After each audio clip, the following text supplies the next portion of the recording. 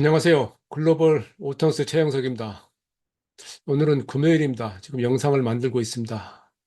여러 가지 국내가 지금 시끄럽습니다. 지금 이 상황에서 내용을 이야기하기 전에 잠깐 관련해서 제 생각을 말씀드리자면 정치적인 의견은 별도로 하고라도 이 사태가 대한민국 자동차 산업에 또 한 번 엄청난 장애가 올 것이라는 저는 생각을 합니다. 저는 이 비상 계엄을 세 번을 겪은 사람으로서 그것이 얼마나 무서운 줄 알기 때문에 이런 상황이 정말 끔찍합니다. 물론 저는 기성세대로서 경제성장 10% 시대에 살았던 사람입니다. 혜택받은 사람입니다.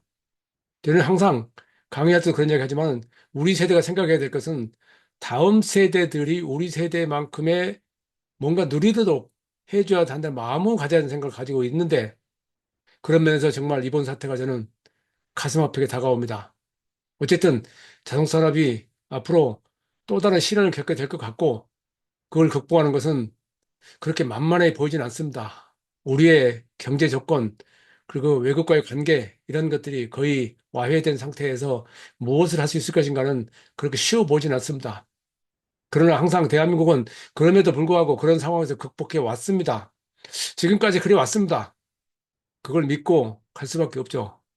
그런 생각을 서두에서 잠깐 말씀드리고 오늘의 주제는 넘어가겠습니다. 오늘의 주제는 제규의 리브랜딩에 관한 것입니다. 지난 12월 3일 타입 00라고 하는 이 컨셉트카를 공개했습니다. 제시하는 슬로건은 카피 나싱입니다. 전혀 다른 것과 닮은 게 하나도 없다. 완전히 다르다라는 것을 의미합니다. 마이애미 아티유크에서 데뷔를 했고 이 제로제로에서의 0은 배출가스 제로가 첫 번째고 브랜드 완전 리셋이 두 번째입니다. 사도 그랜드 투어러를 표방하는데 이제 그랜드 투어러는 GT라고 표현을 하죠. GT는 이제 스포츠카의 성능을 말하는데 거기에 세단의 안락함을 포함한다는 용어로 그렇게 흔히 사용합니다. 전기차고요. 배터리 전기차고요. 주행거리가 469km. 가격은 이제 약 10만 파운드 영국 돈으로 우리나라 돈으로 하면 1억 6천만 원 정도 될 것이라고 예상을 하는데 근데 여기에 대해서 이 완전한 리셋이라고 하는 것이 그동안의 제규의 그런 가지고 있던 독창성을 없애냐 하는 것 때문에 또 과거에 포르쉐가 이 카이엔을 처음에 SUV를 내놓았을 때 했던 것만큼의 는 아니지만은 그런 비판이 있습니다. 어쨌거나 제규어는 그 타겟 마켓을 젊고 부유하며 도시적이고 독립적이고 창의적인 사람들하고 말을 하고 있는데 자동차 스타일링 디자인을 보면은 차 만들기를 보면은 중국을 의식했다라는 것이 드러납니다. 이건 최근에 글로벌 플레이들의 공통된 특징입니다. 상황이 부인할 수 없는 상황이 그렇게 전개되고 있다는 것을 인식해야 된다는 말입니다. 이제 그 전에 저는 떠오르는 게 있습니다. 이번에 선보인 게 2025년에 선보일 타입 00인데 제일 먼저 떠오른 게 61년 이 타입입니다. 1961년. 저는 그 시대에는 자동차에 접할 수 없었습니다. 그러니까 그럼에도 불구하고 전 세계적으로 나중에 역사책으로 배운 바로는 제규어 이 타입은 많은 디자이너들이 세계에서 가장 아름다운 차, 아름다운 디자인의 차라는 말을 하는 것을 서슴지 않았었습니다. 쿠페가 있고 로두스가 있고 두 가지 차종이 있었습니다. 제 기억에 약 7만 2,500대가 팔렸다고 할 정도로 그런 장르 차로서는 엄청나게 많이 팔린 그런 모델이었습니다. 제가 실제 제규의 실체를 느낀 것은 2010년에 데뷔한 현행 XJ입니다. XJ를 프랑스에서 처음 시승하게 됐었는데 그 XJ의 라인에 대해서 정말로 충격적인 그런 그 느낌을 받았었습니다. 이게 영국 차들이 흔히 말하는 보여주는 전형적인 아름다운 선이라고 말을 하죠. 슬리크라는 표현을 많이 쓰는데 에스턴 마틴도 그렇고 영국 차들이 가지고 있는 특유의 분위기가 있습니다. 근데 그것을 한 단계 더 끌어올렸다는 느낌을 받았었습니다. 근데 그때 저는 놀랬던 것이 그것보다는 그 인테리어 계기판을 가상 패널로 동원했다 합니다. 사진의 왼쪽에 보시면 이 아날로그 계기판이 두 개가 있고 오른쪽에 과거식으로 따지면은 도수식의 그 앱이 있습니다. 그 앱을 통해서 눌러 들어가면은 다른 메뉴, 하위 메뉴가 나타나고 그런 것들이 계속 바뀌는 거죠. 그러니까 우리가 생각할 때 기계적인 그런 계기판 클러스터에 가상 패널, 컴퓨터 화면에 그때 LCD가 들어갔던 겁니다. 그만큼 제기어 랜드로바는 이 분야에서는 굉장히 빠른 변화를 추구했고 독특한 아이디어를 많이 지금까지 써왔었습니다. 그런 제규어가 다시 위에 보이는 것처럼 타입 제로제로가는 지금까지 하고는 전혀 다른 스타일링에, 전혀 다른 터치에, 전혀 다른 실루엣에 전기차를 선보이겠다. 제규어는 아시다시피 2025년에 배터리 전기차로 많이 전환한다고 선언했습니다. 랜드로버는 좀 다르지만요. 그런데 그것을 계기로, 전기차 시대를 전환을 계기로 제규어가 완전히 바꾸겠다는 걸 이야기를 한 겁니다. 이제 이런 파격적인 변화에 대해서 저는 또 하나 떠오르는 게 2001년에 선보였던 BMW 4세대 7 시리즈, 2009년에 현대 YF 소나타입니다. 지금 보면은 4세대 7 시리즈가 뭐 평범해 보입니다. 지금 사진으로 보면요. 근데 그 당시에 이 디자인은 정말 많은 사람들한테 영어로만 디스커스팅, 약간 역겨운이라는 표현을 쓸 정도로 놀라운 선이 많이 있었습니다. 앞 얼굴에, 뒤쪽에, 트렁크 리드 쪽에. 또 인테리어에 가면 아이드라이브라는 걸 설치했었는데 그것을 조정하기도 쉽지 않았고. 그래서는 그때 미넨에 가서 처음으로 한국에서 저 혼자 가서 이 신차 발표 참여했었는데, 제가 그때까지 해외 출장 가면 현지에서 원고를 모두 쓰고 돌아오는데 이 차에 대해서만큼은 원고를 현지에 쓰지 못했고 서울에 와서 썼습니다. 그리고 한국에서 쓴 칼럼 마지막 부분에 시장의 평가가 중요하다라고 유보적인 입장을 취했었습니다. 그런데 4세7 시리즈는 BMW, 그때까지 판매된 7 시리즈는 가장 많이 팔렸습니다. 그리고 BMW 7 시리즈의 디자인은 전 세계 거의 모든 자동차들이 벤치마킹에서 자신들의 자동차에 반영을 했습니다. 그래서 사람들은 지금 이 차를 보면은 그렇게 이상하게 느껴지지 않는 겁니다. 그러나 제 입장에서는 그게 그렇게 어마어마하게 파격적이었습니다. 두 번째는 현대 YF 소나타입니다. 자, YF 소나타는 패밀리 세단입니다. 프리미엄 브랜드도 아닙니다. 양산 브랜드의 패밀리 세단은 폭스바겐 골프가 말하듯이 만인을 위한 차입니다. 누구나 접근할 수 있는 보편 타당해야 됩니다. 그런데 YF 소나타는 앞 얼굴이 싸납습니다. 그리고 옆쪽에 캐릭터 라인도 굉장히 날카롭습니다. 스포츠카에 방불하는 그런 형태의 선을 썼습니다. 이 차도 마찬가지 저는 시승기를 쓰면서 마지막에 시장의 반응을 기다려야 된다 하고 유보적인 입장을 취했습니다. 근데 YF 소나타는 미국 시장에서 대박을 쳤고 현대 소나타의 글로벌 입지를 높여진 모델이 됐죠. 물론 이 소나타는 유럽 시장에서는 제대로 출시가 되지 않았죠. 유럽 시장에서는 외건형으로 투어링이라는 이름으로 다른 형태로 i40라는 이름으로 출시가 되긴 했지만은 어쨌든 소나타로 인해서 이 소나타로 해서 현대차는 글로벌 시장에서 확실한 존재감을 높였었습니다. 그만큼 이 변혁이라고 하는 것은 사람들에게 다르게 다가옵니다. 이렇게 말하는 저하고 또 일반 소비자들하고 느낌도 다르겠죠. 그 제규의 이런 변화에 대해서도 지금 다양한 의견이 나오고 있습니다. 일단은 측면 실루엣을 보면은 아래쪽에 보이는 게 중국의 화웨이가 지앙화이하고 같이 합작으로 만든 마이스트로 S80이라는 800이라고 하는 그런 모델하고 비슷하다라는 평가를 합니다. 사진만 덮어보면 그렇게 볼 수 있죠. 그렇게 말하면 근데 자동차 디자인 닮지 않은 게 없습니다. 그런데 분명히 두 차는 보시다시피 성격이 다릅니다. 실루엣은 쿠페라이칸 선을 위해서 비슷해 보이긴 하지만은 사실은 전혀 다릅니다. 노주에서 어떤 윈드실트 앞쪽에서 트렁크를 따라서 앞으로 가는 선이 마이스트로 S800보다 더 깁니다. 그것이 주는 효과가 큽니다. 그러니까 앞뒤 쪽이 길어지면은 좀 더 차가 중후해지고 좀 더 안정적인 감이 강하죠. 그러나 어쨌든 그걸로 인해서 성격을 나타내야 되는데 그 성격이 앞으로 어떻게 받아들여지냐는 이 변화는 100년 만에 대전환 시대에 소비자들이 어떻게 평가할 것인가 하는 그런 이 생각을 할 수 있습니다. 어쨌든 이런 실루엣을 보고 일부 호사가들은 중국의 럭셔리카 시장을 겨냥한 거다라고 말을 하는데 그런 것 때문에 겨냥한 게 아니라 지금 중국 시장이 시장을 주도하고 있기 때문에 그 중국 시장에서 존재감을 일정 수준의 규모의 경기를 확보하지 못하면 안 된다는 것 때문에 저는 그게 동의합니다. 중국 시장 개장이 맞다고 생각을 합니다. 같은 말도 뜻이 다르다는 얘기죠. 또 인테리어에서는 지금까지 보지 못했던 그런 선과 면들이 보입니다. 심플이 우선이죠. 디스플레이 창 두 개 있고요. 스티어링 휠도 이스포크인데 앞쪽에 생각했던 것보다 버튼이 없고요. 또 운전석과 동승석을 완전히 갈라놓았죠.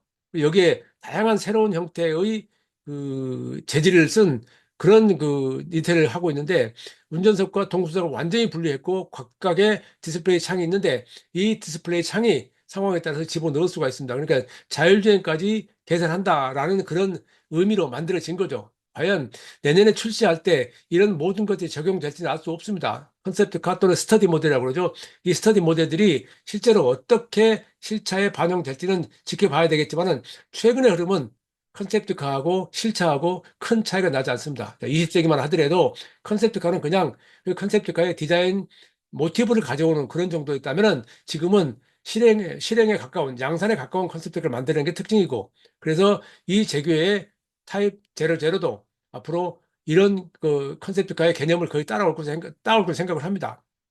기술적으로는 말씀드렸듯이 769km, 이건 이제 WLTP 기준입니다. 그리고 15분 만에 200마일 주행거리를 확보할 수 있고, 또 이 제규어는 포뮬러 2 전기차라는 레이싱에 참가를 하죠. 포르쉐도 하고 있고 이쪽에서 새로운 형태로 다양한 그 전기차의 그 우수성을 강조하고 있죠. 그래서 제규어는 과거부터 뷰티풀 럭셔리, 그러니까 아름다운 그 이제 뷰티풀 스포티, 아름다운 스포티라는 개념을 강조하는데 레이싱 DNA를 살리겠다는 것을 분명히 하고 있습니다. 그런데 보시다시피 앞 얼굴 뒤쪽 보아도 우리가 흔히 말하는 그 전통적인 개념의 날렵한 선은 아니죠.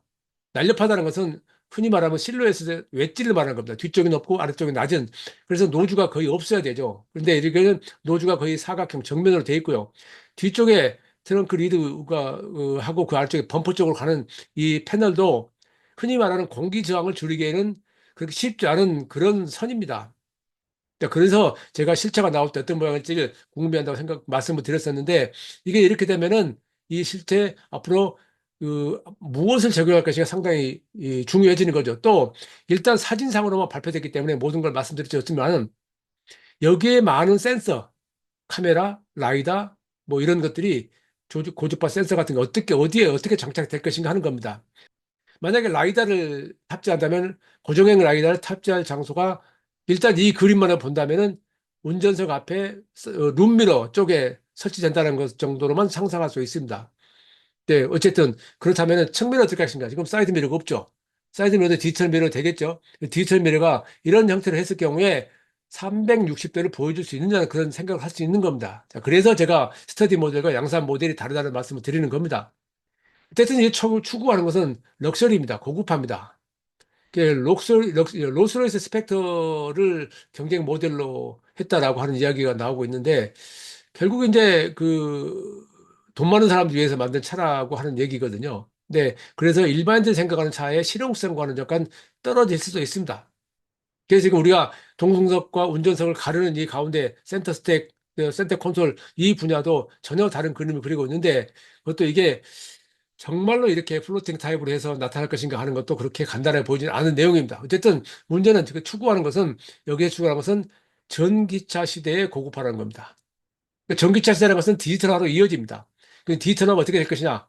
보면 디지털 안 보이죠. 그러니까 디스플레이 창을 숨길 수 있다는 얘기입니다. 상황에 따라서 이런 것을 이렇게 표방하고 있다는 거죠. 그런데 어쨌든 그런 기술적인 내용을 좀 더 차가 나와 봐야 알기 때문에 좀 유보하고요. 일단은 이 엠블렘 제교랑 글씨에 대해서 아래쪽 오른쪽이 기존에 쓰던 거고요. 앞으로 쓸 게 위쪽에 있는 분홍색 그 바탕의 제교랑 글씨인데요. 보시다시피 G하고 U하고 R은 아니 G하고 U는 대문자고요. R은 소문자입니다. 이제 이것 때문에 또 그 일부에서는 비판을 하기도 하죠. 그건 디자인이기 때문에요. 그걸 비판하는 것은 개인의 취향에 나하고는 맞지 않는다는 얘기지 나쁘다고 할 수는 없는 겁니다. 기존 것과 너무 다르기 때문에 가장 못생긴 디자인이라는 건 비판도 있습니다. 그래서 제가 아까 BMW 4세대 7시리즈 말씀드렸듯이 현대 YF 소나타 말씀드렸듯이 제 시각으로는 정말 이해할 수 없는 디자인이었는데 그게 대박을 쳤죠. 그런 게 일반 지금까지 생각 다른 겁니다. 그래서 저는 지금까지 자동차 회사 디자이너 다른 분야도 그렇지만 디자이너들 예술가라고 평가합니다. 예술가들은 그들만의 고집이 있어야 됩니다. 그 고집을 가장 활용해서 제품을 살려내야 됩니다. 제품을 살려내는 것은 디자인이 우선입니다. 우선 시선을 끌어야 됩니다. 그런 점에서 이 제교가 새로 시작하는 이 변혁이 파격적인 변화가 어떤 쪽으로 갈지는 지켜봐야 됩니다. 어쨌든 이런 상황에서 긍정적으로는 기존 제교가 힘을 잃어가는 상황에서 완전히 단절한 것은 좋다라는 것하고 또 일단 지금 그 사진의 그림 때문에 그랬는지 일단 그 유튜브에 클릭수가 많아요. 그 어떤 타겟 마켓을 할 것인가에 대해서 정확히 평가했다. 그것도 인상적인 평가를 받고 있고요. 인상적이다는 평가를 받고 있고요. 또 기술적으로도 상당히 진화할 것이라는 기대를 하고 있습니다. 그래서 지금 노리는 것은 제기어 브랜드 르네상스입니다. 그러니까 다시 살리겠다. 그러니까 저는 제기어를 오랫동안 그 지켜보고 시승을 다 해오면서 판매가 그렇게 많이 올라간 적이 없습니다. 그래서 8만 대, 10만 대 정도가 많았던 기억으로 나고, 다음 페이지 있는가요? 작년 판매가 6만 대 수준일 것입니다. 근데 그 랜드로버하고 합쳐서 42만 대가 넘는데 이 정도로 하면 제기어는 약한 거죠. 근데 그 제기어가 그걸 극복하기 위해서 전혀 다른 지금 그 시도를 하고 있는 겁니다. 브랜드 가치를 높이는 게 우선이고, 그래서 이 독점 브랜드 매장을 통해서 글로벌 판매를 확대하겠다. 그러니까 랜드로버하고 다른 길을 가겠다 하는 얘기죠. 여기서 이제 우리가 할 게, 제기어 랜드로버는 작년에 회사 이름을 바꿨죠. 제기어 랜드로버에서 그걸 줄여서 JLR로 바꿨죠. 그래서 과거에는 제규어하고 랜드로버 두 개의 브랜드 있었다면, 지금은 랜드로버, 디펀더, 디스커버리, 제규어. 그러니까 랜드로버가 세 개로 세분화되고 제규어는 하나 그대로 있죠. 그래서 일단 기본적으로 말씀드렸듯이 2025년 말까지 전기 자만 출시를 하게 되고요. 포뮬라 1에 참석하고 있고요. 또 이제 수치를 보면은 2023년에 그 전년도에 비해서 JLR은 27.1% 증가한 42만 대로 상당히 성적이 좋았습니다. 2023년은 다른 대부분의 글로벌 플레이들이 판매 증가율이 13, 15% 증가했습니다. 근데 JLR은 더 높았죠. 그중에서 제규어는 4%가 증가해서 6만 4천 대. 5년 만에 증가세로 돌아섰어요. 그만큼 그제 5만 대, 4만 대 수준에서 좀 허덕였습니다. 랜드로버는 32.4% 증가한 35만 6천 대. 근데 올해는 또 다시 그게 또 다른 메이커들이 그렇게 곤두박질 치고 있죠. 이 상황에서 변신을 시도한 겁니다. 그 과감한 변신의 결과는 결국은 시장이 판단을 하죠. 그래서 제가 과거에 아까 말씀드린 그 BMW 7 시리즈하고 현대 와이프 소나타 말고도 여러 차들을 그런 식의 반응을 보였던 적이 있는데, 항상 그런 과감한 변신들이 새로운 계기가 될 경우가 많습니다. 논란이 있겠죠. 뭐 그러나 쉽게 말하면 칼럼니스트들은 이에 대해서 극단적인 자기 주장할 수 있지만, 저널리스트들은 이런 객관적인 내용들 전달해서 그것을 판단하는 사람들에게 가치 기준을 제공하는 그런 직업이기 때문에, 제가 단적으로 개인적인 성향을 그대로 말씀드릴 수 없습니다만은, 일단 느끼는 것은 제교의 그 답답한 그동안의 판매 부진을 이런 계기로 뭔가 새로운 계기를 마련할 수 있지 않을까. 특히 전기차에 집중한다는 점에서도 평가를 하고 있고요. 물론 이 차는 그 양산차가 아니고요. 프리미엄 브랜드를 지향하기 때문에 판매 대수가 많지 않습니다. 그래서 그 판매 대수가 그렇다면 몇백만 대까지 갈 수는 없겠죠. 어쨌든 이제 나중에는 라인업을 또 확대해 나가겠지만, 그걸 통해서 제규어가 어떤 길을 걷게 되고, 그래서 JLR이 2023년부터 시작해 온 브랜드의 리브랜딩, 회사의 리브랜딩이 성공할 수 있을지 상당히 기대됩니다. 최영석의 글로벌 인사이트, 다음 시간에 뵙겠습니다. 감사합니다. 구독과 좋아요 클릭 부탁드립니다.